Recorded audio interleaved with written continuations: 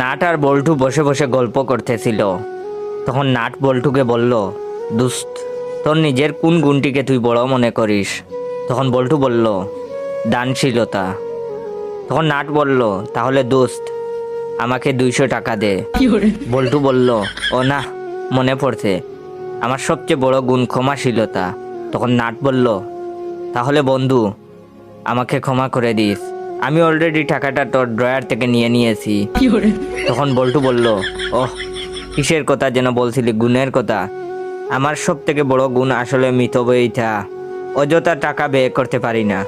তখন নাট বলল, এজন্যই তো তোর ব্যয় করতে হবে না, আমি কষ্ট করে ব্যয় করে নেব, বন্ধুর জন্য এটুকু করতে পারবো না।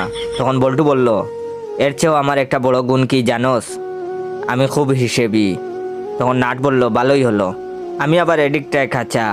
এই দেখ না, 200 টাকা নিতে গিয়ে ভুল করে 150 টাকা নিয়ে নিয়েছি। তুই তো হিসেবি মানুষ, হিসাব করে বাকি টাকাটা দিয়ে দে তো। তখন বল্টু বলল, দোস্ত, দেখতেই পাচ্ছিস, তুই এত পক পক করার পরও আমি ধৈর্য ধরে তোর অবান্তর কথা শুনছি, বুঝতেই পারছিস আমার সবচেয়ে বড় গুণ ধৈর্য ধারণ করা। তখন নাট বলল, তাহলে ধৈর্য ধর, বছর খানেকের মধ্যে টাকাটা ফেরত দিয়ে দিব। বল্টু বলল, আচ্ছা তুই বল, একজন মানুষের এত গুণ থাকা সম্ভব? আমি আসলে এতক্ষণ মিথ্যা কথা বলেছি, আমার সবচেয়ে বড় গুণ হলো মিথ্যা বলা। দে টাকাটা ফেরত দে।